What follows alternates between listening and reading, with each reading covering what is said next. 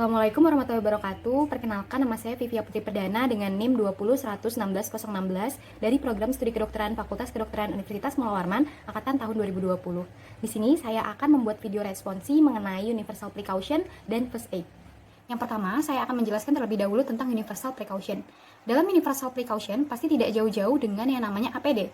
APD atau alat perlindungan diri perlu digunakan utamanya oleh tenaga medis untuk menghindari adanya potensi penyebaran infeksi dari kita sebagai tenaga medis maupun dari pasien, karena adanya percikan darah, mungkin adanya cairan-cairan tubuh dari pasien atau dari kita, dan juga dari hal-hal lain yang sifatnya infeksius. Nah, APD ini tuh ada apa aja sih? APD itu bermacam-macam ya. Yang pertama itu ada gaun atau bisa juga ini apron. Ini di sini saya menggunakan apron plastik. Selanjutnya ada head cap, ini head cap atau nurse cap. Selanjutnya ada masker. Di sini saya menggunakan masker bedah. Lalu ada pelindung mata. Nah, pada kesempatan ini saya menggunakan face shield saja. Selanjutnya ada sarung tangan. Nah, sebelum kita menggunakan APD ini, kita perlu untuk cuci tangan terlebih dahulu. Gunanya apa? Yaitu untuk membunuh mikroorganisme, bakteri atau kuman yang membahayakan yang ada di tangan kita dengan menggunakan air mengalir dan sabun. Nah, tapi tidak boleh berlebihan, karena kenapa? Kalau misalnya berlebihan malah bisa mematikan mikroorganisme yang baik yang bermanfaat di tangan kita ini. Berikut ini adalah langkah-langkah untuk mencuci tangan. Yang pertama, basahi tangan dengan air mengalir terlebih dahulu. Selanjutnya, tuangkan sabun. Sabun digosokkan antara telapak tangan satu dengan telapak tangan yang lain. Kemudian, gosokkan sabun di punggung tangan satu dengan yang lainnya. Lakukan sebaliknya. Selanjutnya, permukaan telapak tangan kanan dan kiri dengan posisi jari yang saling terkait itu saling digosokkan. Selanjutnya, dengan jari dalam posisi terkunci, gosokkanlah punggung jari tangan kanan ke telapak tangan kiri. Lakukan juga sebaliknya. Selanjutnya, genggam ibu jari tangan kanan dengan tangan kiri. Gosok secara memutar. Lakukan juga sebaliknya. Lalu, posisikan jari menguncup kepada telapak tangan yang satunya. Gosok secara memutar, lakukan sebaliknya. Pegang pergelangan tangan kanan dengan tangan kiri. Selanjutnya, lakukan sebaliknya. Bilaslah di bawah air yang mengalir.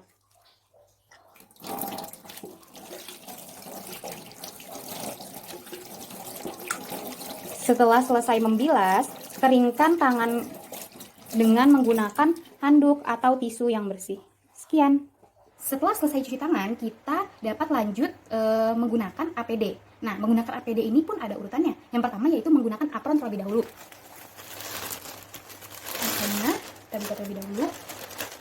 Ini ada bagian kepala. Bagian dimasukkan dari kepala, leher. Selanjutnya ada bagian yang seperti lengan. Yang seperti lengan ini kita ikatkan ke belakang.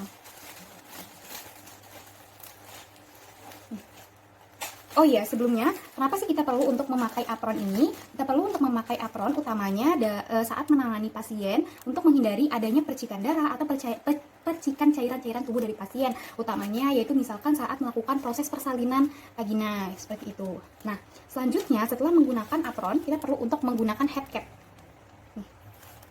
Ini seperti ini.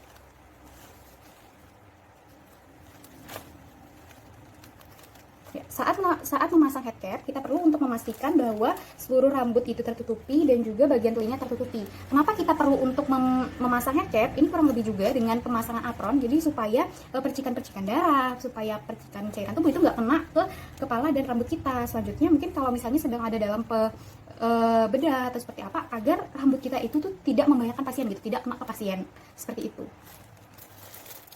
Selanjutnya,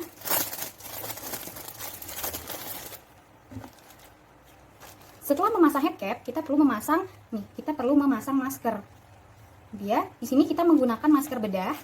Kenapa kita perlu menggunakan masker? Sebenarnya ini tidak hanya pada saat menangani pasien saja, tapi bisa juga kita gunakan untuk menghindari droplet dari kita sendiri maupun dari orang lain agar tidak tersebar ke kita, yaitu pada saat mereka batuk, bersin, ataupun pada saat berbicara, karena kadang-kadang itu kan mengandung kuman-kuman atau infeksi seperti itu. Nah, selain itu yaitu digunakan pada saat menangani pasien agar percikan darah, cairan-cairan tubuh itu tidak kena hidung dan mulut kita.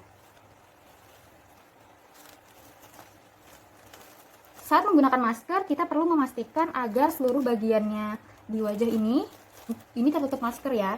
Nah, Tambahan saat menggunakan masker itu alangkah baiknya untuk tidak terus memegang-megang masker dan juga mengganti masker saat setiap 4 jam sekali, terutama ketika ada sekresi atau dari keringat atau dari air liur kita yang menempel seperti itu.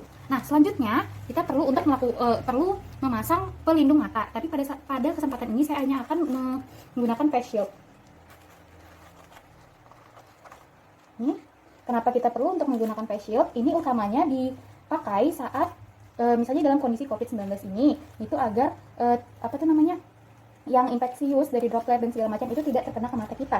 Atau kalau untuk pelindung mata sendiri yaitu goggle, itu supaya pada saat menangani pasien percikan darah, cairan tubuh itu tidak terkena ke mata kita karena mata kita itu termasuk sensitif. Nah, selanjutnya yaitu menggunakan sarung tangan. Penggunaan sarung tangan ini juga tidak kalah pentingnya dengan mencuci tangan, karena dengan menggunakan sarung tangan ini supaya kita bisa terhindar dari memegang benda-benda yang infeksius, yang memiliki kuman, dan juga yaitu supaya mencegah adanya potensi penularan infeksi. Nih, pemakaiannya seperti biasa. Perhatikan pada jari-jarinya, ini ada yang khusus untuk jempol.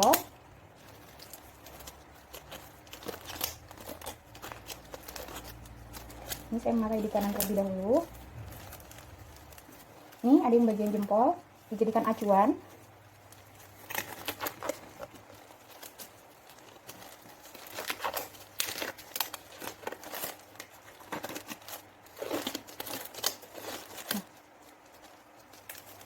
Ini dia, saya sudah menggunakan seluruh APD yang ada pada buku panduan, mulai dari apron, head cap, terus ada masker, pelindung mata, dalam hal ini saya menggunakan face shield, dan sarung tangan.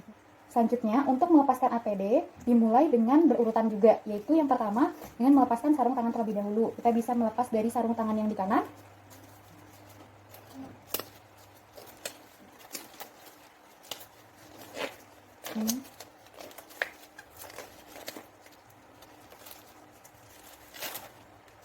Selanjutnya sarung tangan kiri menggunakan ini. Nah, selanjutnya ini langsung kita buang. Nah, setelah membuka dari sarung tangan, kita bisa membuka pelindung mata. Setelah membuka pelindung mata, kita perlu untuk membuka masker. Setelah dipakai bisa langsung dibuang. Lalu kita membuka ini penutup kepala. Dan yang terakhir kita membuka apron dengan membuka ikatannya yang tadi.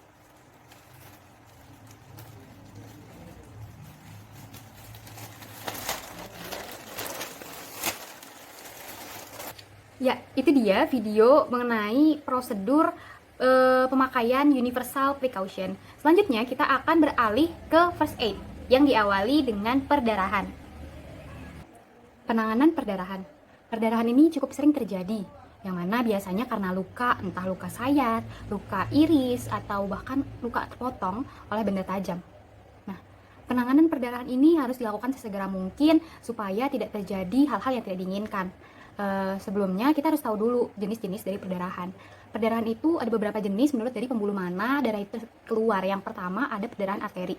Perdarahan arteri ini cirinya adalah darahnya itu menyembur keluar. Nah, warnanya itu merah segar.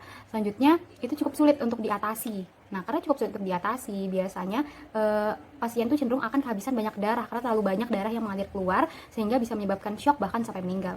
Selanjutnya ada perdarahan vena. Perdarahan vena ini cirinya darahnya itu dia mengucur konstan. Warnanya itu merah gelap seperti cenderung ke coklat marun bahkan. Nah, kalau misalnya perdarahan vena ini lebih mudah diatasi daripada perdarahan arteri. Yang terakhir itu ada perdarahan kapiler. Perdarahan kapiler ini dia biasanya hanya menetes saja dan bisa berhenti sendiri, akan tetapi cukup sering menimbulkan infeksi. Nah, selain dari jenis-jenis perdarahan menurut pembuluh darahnya yang teriris, ada juga perdarahan itu ada yang dalam, ada juga yang ringan atau tidak terlalu dalam. Perdarahan yang tidak terlalu dalam itu umumnya bisa kita tangani sendiri. Tapi kalau misalnya perdarahan yang dalam itu perlu dibawa ke rumah sakit.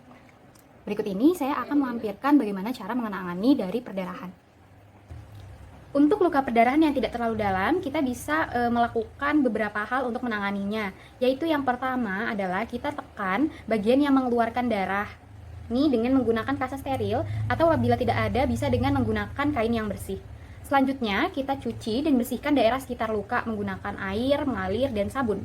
Setelah itu kita keringkan dengan menggunakan kasa steril ataupun kain yang bersih. Selanjutnya kita perhatikan adakah benda asing yang menyangkut di situ. Apabila ada, harus kita keluarkan terlebih dahulu. Selanjutnya, kita bisa memberikan larutan antiseptik, yaitu salah satunya adalah iodin povidon. Nah, salah satunya iodin povidon itu tuh biasanya kita sebut betadin. Tuh, kita bisa tuang di situ, dan selanjutnya kita tutup lagi menggunakan kasa steril, dan juga kita balut, kita plester menggunakan perban.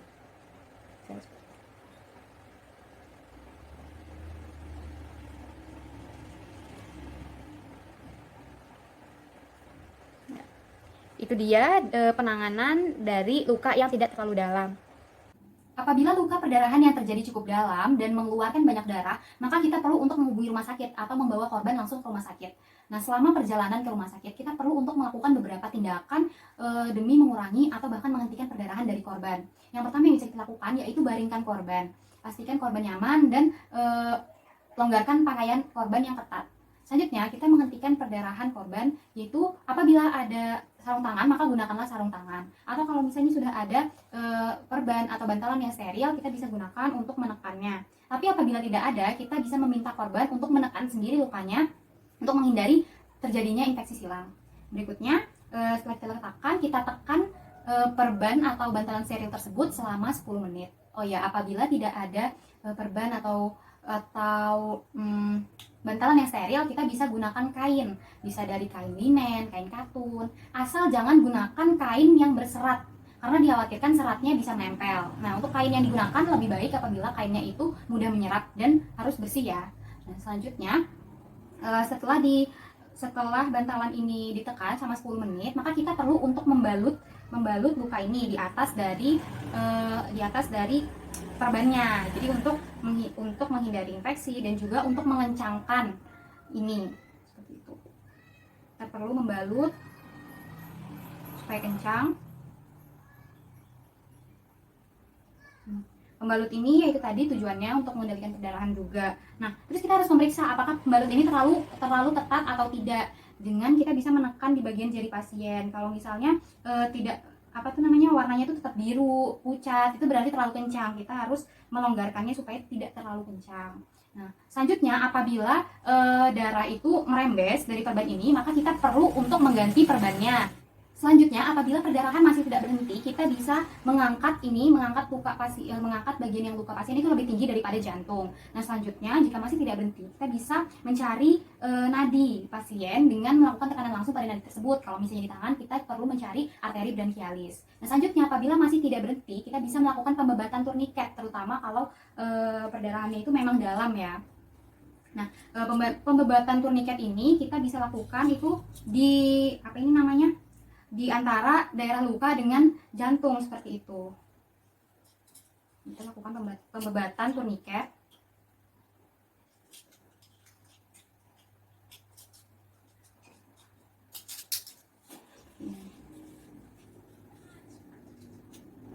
Ini kita lakukan pembebatan turniket. Lakukan ini sampai perdarahan itu berkurang selama perjalanan kita menuju rumah sakit. Itu dia hal yang bisa kita lakukan untuk mengurangi perdarahan, baik perdarahan yang cukup dalam maupun perdarahan yang tadi yang tidak cukup dalam. Selanjutnya yaitu penanganan tersedak. Tersedak itu terjadi karena terhalangnya saluran napas. Pada orang dewasa biasanya tersedak ini terjadi karena makanan itu menyumbat saluran kerongkongan. Sedangkan pada anak-anak biasanya terjadi karena anak-anak itu memasukkan benda asing lewat mulut mereka. Salah satu gejala utama dari tersedak ini adalah batuk-batuk yang hebat. Terus kadang disertai korban itu tuh memegang lehernya di daerah tenggorokan dan mengeluarkan bunyi suara yang pitch-nya tuh tinggi atau bahkan kadang suara itu seperti mengorok. Nah, selain itu biasanya napas dari korban itu melemah atau bahkan kadang ada yang berhenti. Terus kondisi tubuh korban itu kadang ada yang membiru bahkan sampai pingsan. Nah, apabila korban masih bisa berbicara, berarti korban itu masih bisa batuk. Nah, batuk itu harus dilakukan oleh korban karena batuk ini bisa memungkinkan untuk mementalkan benda asing tersebut keluar dari mulut mereka. Akan tetapi, apabila korban sudah tidak dapat bicara, sudah tidak dapat batuk untuk mengeluarkannya, maka kita perlu untuk melakukan manuver Heimlich, yaitu dengan menekan bagian perut dan dada untuk mendorong diafragma supaya terjadi ekspirasi paksa. Berikut ini saya akan memperagakan cara melakukan manuver Heimlich. Yang pertama yaitu posisikan badan penolong itu di bagian belakang dari korban. Selanjutnya pasang posisi seperti kuda-kuda dan salah satu lutut itu berada di belakang kedua tungkai dari korban. Ini gunanya untuk menahan korban apabila sewaktu-waktu jatuh kehilangan kesadaran. Selanjutnya yaitu lingkarkan tangan penolong di bagian perut atau pinggang korban. Nah, yang mana salah satu posisi tangan itu mengepal dan yang satunya itu mengunci di atasnya. Letakkan tangan ini di atas pusar. Ini pusar ya. Ini pusar di bawah tulang dada. Nah, jangan terlalu tinggi karena beresiko untuk menyakiti atau melukai organ dalam. Nah, yang selanjutnya dilakukan yaitu menekan perut korban ini ke atas untuk mengeluarkannya. Lakukan selama 5 kali.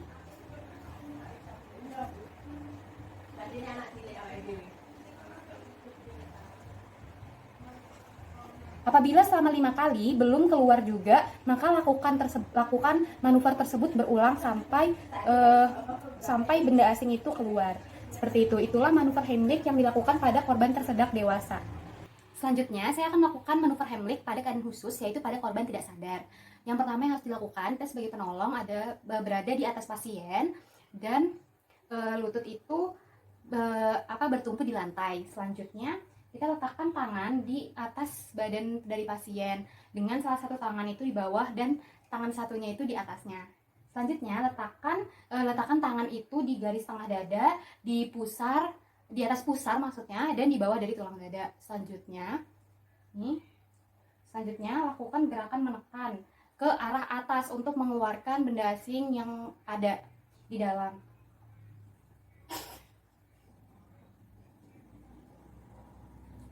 Lakukan hal ini selama 5 kali. Apabila selama 5 kali tidak keluar benda asing tersebut, maka lakukan lagi sampai keluar.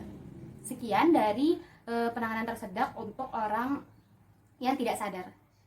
Itu dia manuver Heimlich, yaitu penanganan tersedak pada korban tersedak dewasa dan keadaan khusus, yaitu saat korban tidak sadar. Selanjutnya, saya akan menjelaskan bagaimana penanganan tersedak pada bayi. Yang pertama, apabila bayi masih bisa batuk, biarkan bayi batuk untuk mengeluarkan benda penyedap tersebut. Tapi apabila bayi tidak bisa batuk, maka tengkurapkan bayi dengan bertumpu pada paha si penolong. Kalau bisa, posisi penolong itu saat duduk. Selanjutnya letakkan kepalanya itu lebih di bawah daripada bagian badannya seperti ini. Jadi ini pahanya. Nah, selanjutnya berikan tepukan pada punggung dari bayi. Punggung dari bayi yaitu letaknya di antara 2 belikat selama 5 kali. Selain dari tepukan di punggung atau back blows, lakukan juga di dada apabila masih tersedak, yaitu letaknya di bawah dari kedua puting bayi di tengah-tengah. Jadi peletakannya sama, tumpukan badan dari bayi di paha, lalu tekan di dada dengan gerakan ke atas. Seperti ini selama 5 kali kepada bayi. Ya, itu dia penanganan tersedak yang dapat dilakukan pada bayi. Apabila hal-hal ini tidak bisa membantu untuk mengeluarkan penyedap dari bayi, maka hubungi rumah sakit. Selanjutnya, saya akan membahas mengenai penanganan sinkop atau pingsan. Penurunan kesadaran berupa sinkop ini cukup sering terjadi, yang mana disebabkan oleh kurangnya perfusi otak atau kurangnya aliran darah yang membawa oksigen ke otak.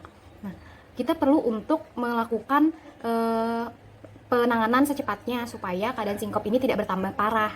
Nah, berikut ini saya akan melampirkan video mengenai teknik penanganan korban sinkop. Yang bisa kita lakukan pertama kali adalah baringkan tubuh korban. Nah, apabila tidak ada cedera pada kaki, ya naikkan bagian kaki lebih tinggi daripada kepala agar aliran darah yang membawa oksigen itu dapat diangkut ke otak. Selanjutnya yaitu kita perlu untuk melonggarkan pakaian dari korban supaya tidak ketat, dan kita juga berusaha untuk menenangkan korban. Selanjutnya yang harus kita lakukan yaitu mengecek denyut nadi dari korban. Apabila denyut nadinya terasa, ya berarti cukup aman. Akan tetapi apabila denyut nadinya tidak terasa, kita perlu untuk melakukan CPR pada korban. Akan tetapi, jika setelah kita melakukan CPR pada korban dan tidak ada tanda-tanda kesadaran, maka hubungilah rumah sakit secepatnya. Karena penanganan sinkop ini harus segera supaya tidak terjadi hal-hal yang tidak diinginkan. Selanjutnya, penanganan kejang. Kejang ini terjadi akibat adanya kekacauan listrik di otak. Apabila kejang itu terjadi secara terus-menerus, dapat dicurigai adanya gejala epilepsi atau ayan. Saat seseorang itu kejang, biasanya penderita itu tidak sadar, terus tubuhnya itu tuh kaku, rahangnya dia mengunci, matanya terbelah ke atas, lidahnya tergigit, dan biasanya nafasnya itu susah atau bahkan nafasnya itu terkadang berhenti sejenak. Pada anak-anak sekitar umur 6 bulan sampai 5 tahun, kejang itu kadang-kadang terjadi karena suhu tubuhnya meninggi, yang mana ini disebut kejang demam atau step. Selanjutnya, tindakan pertolongan yang dapat kita lakukan pada penderita kejang yang pertama yaitu usahakan menahan korban agar jatuhnya itu tidak langsung terbentur keras ke lantai atau dinding. Nah, selanjutnya kita perlu untuk membaringkan korban, longgarkan pakaiannya supaya tidak sesak dan beri bantalan di kepalanya. Selanjutnya, agar lidah tidak tergigit, pasang spatel atau sendok yang sudah dibungkus perban atau kain ke dalam mulut pasien yang bersih ya. Selanjutnya, pada anak-anak yang mengalami kejang demam, itu berikanlah obat anti kejang lewat bubur. Nah, setelah kejangnya itu berhenti, berikanlah obat-obat atau hal-hal yang bisa menurunkan demamnya tersebut. Selanjutnya, apabila kejang ini udah reda, atur posisi tubuh pasien itu ke posisi pemulihan ya. Yang terakhir, kalau misalnya kejang itu berlangsung lama, itu sekitar lebih dari 10 menit ataupun berulang, segeralah bawa korban ke rumah sakit. Itu dia video mengenai universal precaution dan first aid dari saya. Kurang lebihnya saya mohon maaf. Wassalamualaikum warahmatullahi wabarakatuh.